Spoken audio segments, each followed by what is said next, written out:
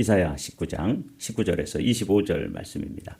여호와께서 애굽에 임하시리라 하는 제목으로 우리 말씀 나누도록 하겠습니다. 16절부터 받들어 읽겠습니다. 그날에 애굽이 부녀와 같을 것이라.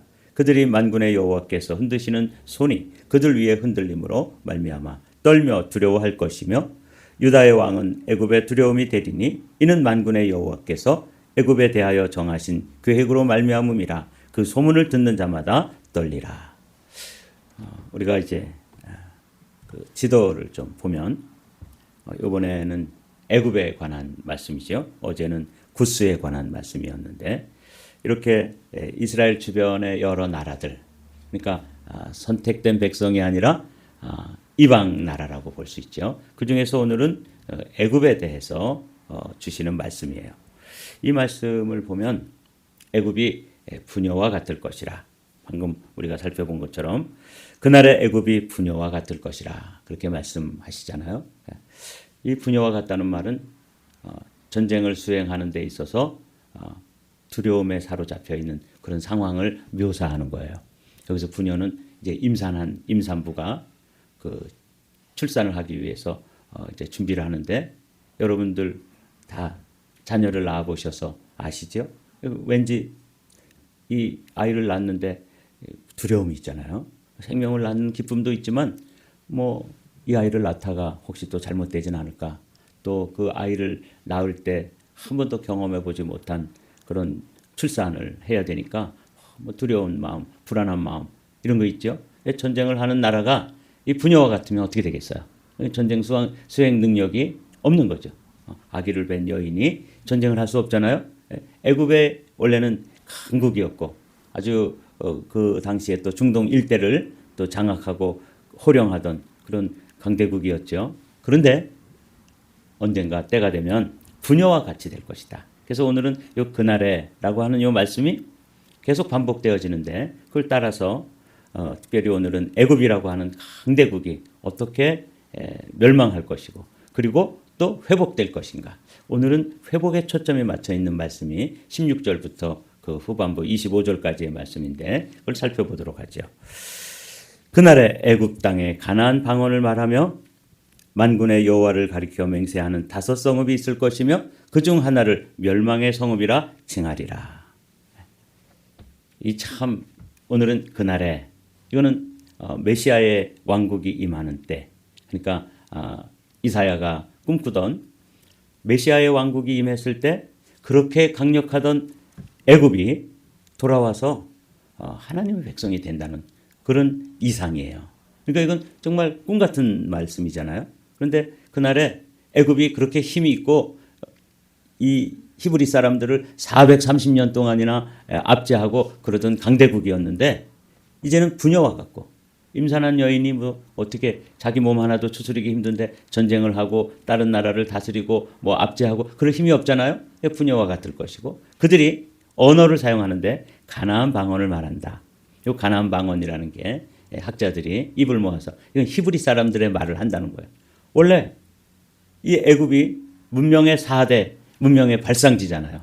그들은 자기들의 언어를 아주 자랑스럽게 생각하고 또 그것을 다른 나라, 지배하는 나라, 식민지 나라에도 강요하고 그럴 만큼 그런 문화가 꼽힌 나라인데, 이 말이라고 하는 게 사실은 그 언어 말만 하는 게 아니라 그 안에는 사상이 담겨 있고 그 안에는 정체성이 담겨 있고 그 언어에는 그 얼이 담겨 있잖아요. 그래서 일본이 우리나라를 식민지로 이렇게 다스리고 있을 때도 뭘 사용하지 못하게 해요? 우리나라 말을 사용하지 못하게 하는 거예요. 그 말에는 그들의 그 혼이 담겨 있기 때문에 그래요. 그런데 여기 가나안 방언을 말한다. 이게 이제 언어가 바뀌는 거예요. 이게 꿈 같은 일이죠. 애굽 사람들이 자신들이 그 문명의 발상지라서 최고의 문명을 가지고 있다고 생각하고, 지금도 중국 사람들이 자신들을 세계의 중, 가운데라고 생각하는 거예요. 중을 굉장히 좋아하죠. 우리나라도 중 좋아하는 거 아세요? 가운데 중자를 좋아해요. 그래서 어떤 도시든지 두 교회가 큰 교회입니다. 이름이 중앙교회라고 되어 있으면 그 교회가 큰 교회예요. 제일교회라고 되어 있으면 그 교회가 큰 교회예요. 그러니까 제일 먼저 생겨나거나 중심이 되는 그 처음 그 도시에서 중심이 되는 교회를 뭐 무슨 도시 이름을 따서 무슨 포천, 제가 처음에 목회했던 곳이 포천인데, 포천에 가면은 교파마다 포천 중앙 무슨 교회 이렇게 돼. 그 교회들이 일찍 자리 잡은 교회예요.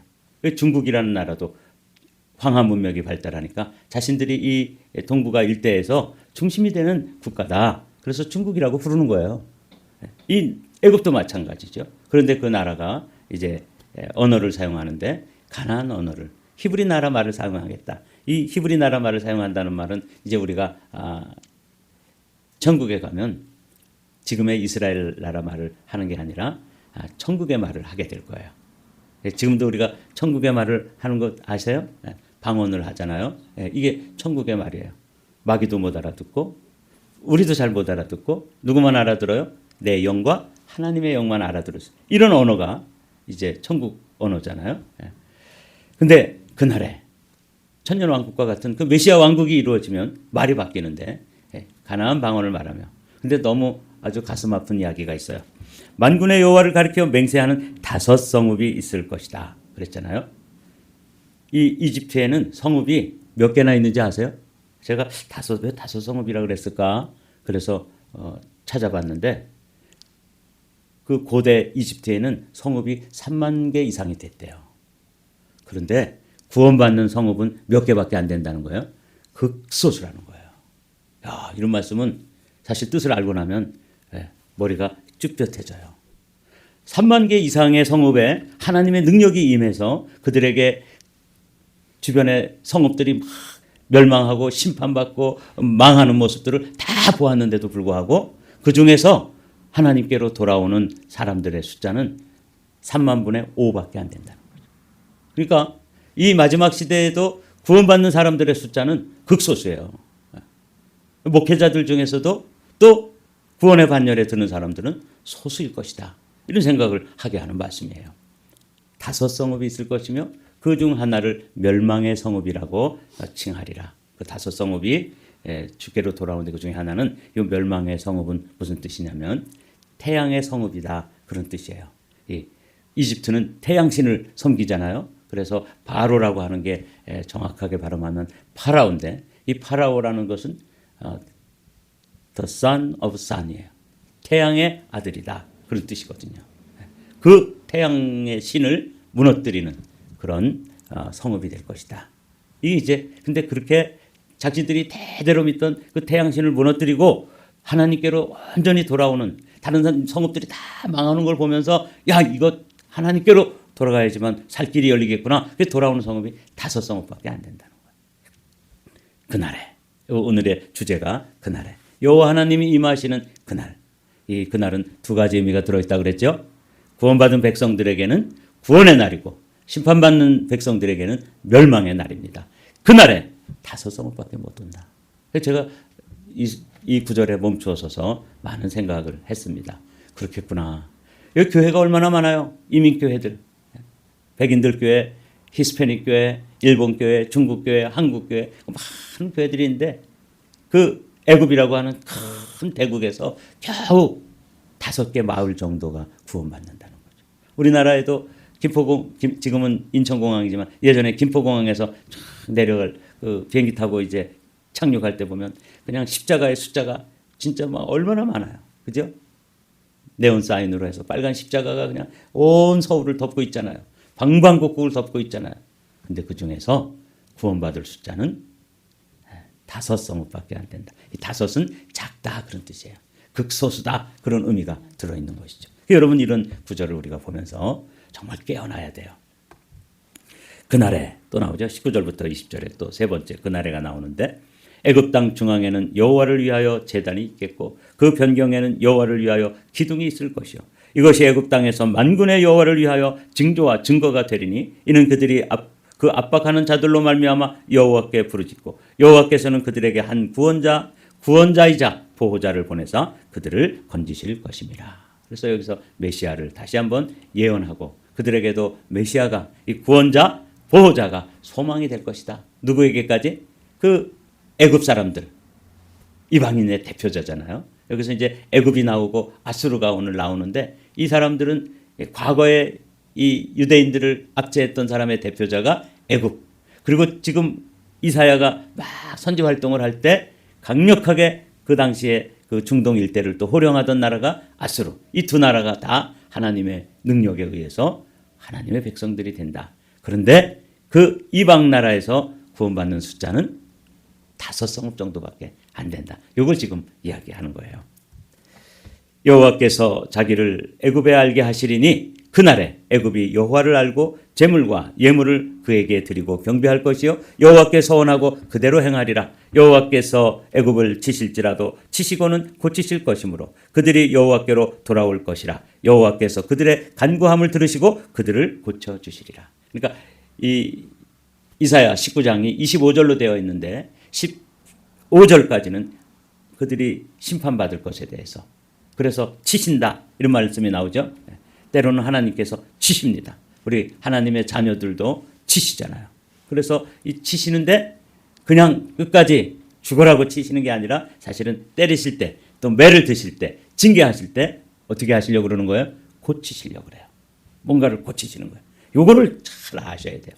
애굽이라고 하는 나라도 하나님께서 엄청난 재앙을 통해서 심판하시는데 그게 그냥 다 죽으라고 그냥 심판하시는 게 아니라 그런 고난 또는 환난, 여기서 말하는 여호와께서 애굽을 치실지라도 치시고는 고치실 것이다. 이게 소망이에요. 하나님의 자녀들을 이렇게 하세요. 그러므로 우리가 하나님이 우리를 치시는 그런 순간에 하나님께 더 가까이 매달려야 돼요. 여기 그들이 여호와께로 돌아올 것이라. 여호와께서 그들의 간구함을 들으시고 그들을 고쳐주시리라. 그래서 이 애굽이라고 하는 나라가 어떻게 하나님 앞에 징계를 당하고 그 징계를 당하는 가운데 돌아오게 되는데, 돌아오기는 돌아오는데 누가 돌아와요? 극소수만 돌아오게 될 것이다. 이게 참 가슴이 아팠어요.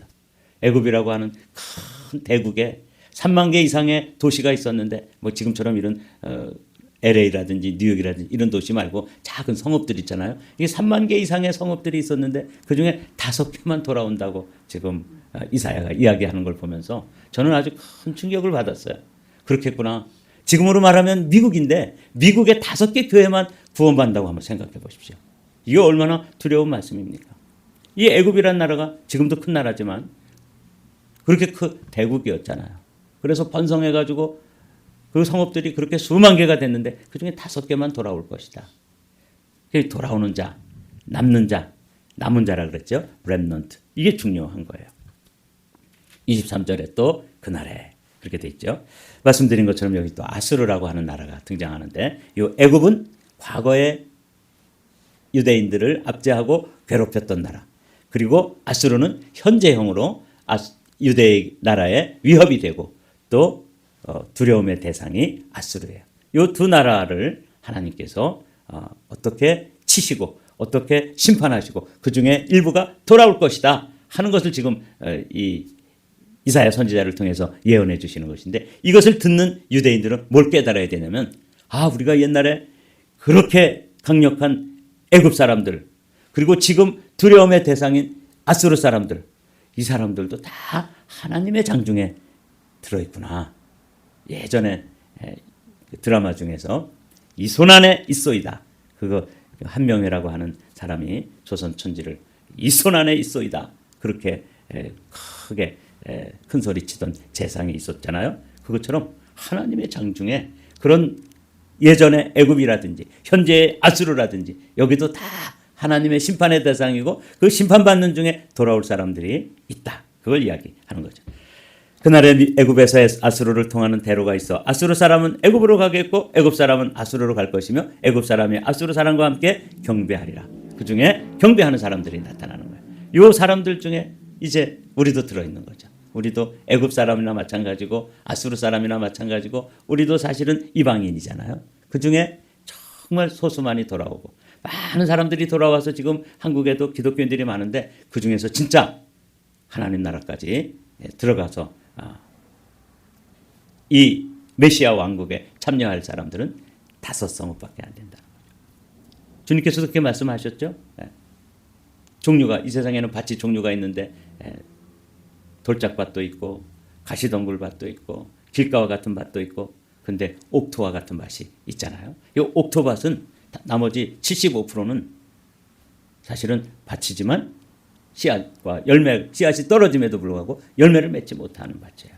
그래서 저는 오늘 이 이사야 선지자를 통해서 애굽에 선포되어지는 이 말씀이 아주 준엄한 말씀으로 제 마음에 다가왔습니다. 그날에 이스라엘이 애굽 및 아수르와 더불어 셋이 세계 중에 복이 되리니 이는 만군의 여호와께서 복 주시며 이르시되 내 백성 애굽이여 내 손으로 지은 아수르여 나의 기업 이스라엘이여 복이 있을지어다 하실 것이미로다. 이건 이제 소망이죠. 그렇게 하나님의 심판의 대상이었던, 과거의 심판의 대상이었던 애굽, 그리고 현재 이스라엘의 두려움이 돼서 결국은 심판받게 될 아수르, 이렇게 사실은 멸망받게 될 진노의 자녀들 가운데서도 하나님께서는 돌아오게 되어서 너는 내 백성 애굽이다, 내 손으로 지은 아수르다.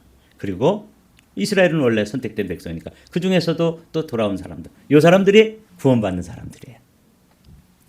이 이사야의 꿈이 사실은 어디에서 말씀되어지냐면 믿음의 조상이라고 불리우는 아브라함을 부르실 때 본토 친척 아비집을 떠나라.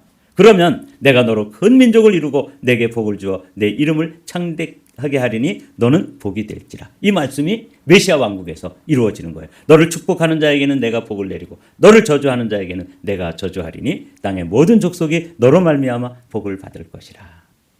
아브라함이 받았던 약속이 수천 년 후 지나면서 지금 애굽, 아수르, 그리고 우리까지도 이 복이, 이 약속이 임하는 것이죠. 이사야 선지자는 이렇게 11장에서 이새의 줄기에서 한 싹이 나며 그 뿌리에서 한 가지가 나서 열매를 맺는다. 이 꿈이 지금 19장에서도 다시 반복되어지는 것이죠. 이리와 양이 함께 살고 표범이 새끼 염소와 함께 있고, 여기 정말 동화 같은 이야기, 꿈 같은 이야기인데 핵심이 뭐라 그랬어요? 함께라고 말씀드렸죠. 함께 살고 함께 누우며 또 함께 풀을 뜯고 또 이렇게 계속해서 도저히 함께 할 수 없는 것들이 함께 한단 말이죠. 우리 가운데도 그런 사람들 있죠. 나 저 사람 교회 나오면 나 이 교회 안 나옵니다. 이건 아직 하나님 나라가 그 마음속에 이루어지지 않은 거예요. 여기 보십시오. 이리가 어린 양하고 어떻게 함께 살고, 표범이 새끼 염소와 어떻게 함께 눕고, 송아지의 새끼와 살찐 짐승이 함께 풀을 듣고, 그것들을 어린아이가 끌고 다니겠습니다. 자, 이제 오늘 애굽에 대해서 말씀하신 것 마치도록 하죠.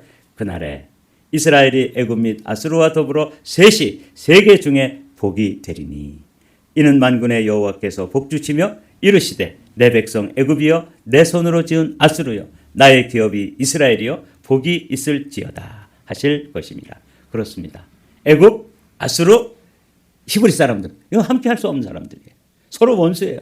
근데 하나님 나라의 메시아 왕국에서 이들이 너도 내 백성이고 너도 내가 지은 자고 너도 내가 택한 백성이다. 그래서 소수지만, 아주 작은 무리지만 구원받은 사람들이 이렇게 마치 이리가 양들과 함께 있는 것처럼 도저히 있을 수 없는 사람들이 함께 어우러져 사는 메시아 왕국을 이사야는 꿈꾸고 노래하고 예언한 것입니다. 이 예언 가운데 우리도 포함되어지기를 주님의 이름으로 축복합니다. 아멘. 기도하겠습니다. 주님, 오늘 아침에도 그 애굽의 3만 개 이상의 성읍들 가운데 겨우 5성읍만 구원받는다고, 남는다고 이야기한 말씀이 우리의 마음속에 큰 두려움으로 또 울림으로 찔림으로 다가왔습니다. 주님, 이 세상에 얼마나 많은 그리스도인들이 있습니까? 그 가운데서도 5성읍만 구원받는 것처럼 아주 소수의 사람들만, 알곡들만 천국 창고에 들이게 된다고 믿습니다. 주님, 이 새벽을 깨운 한 분 한 분을 기억하시고 주님께서 긍휼히 여겨주시고 그 5성읍 가운데 드는 자들이 되게 하여 주시옵소서. 예수님 이름으로 기도합니다.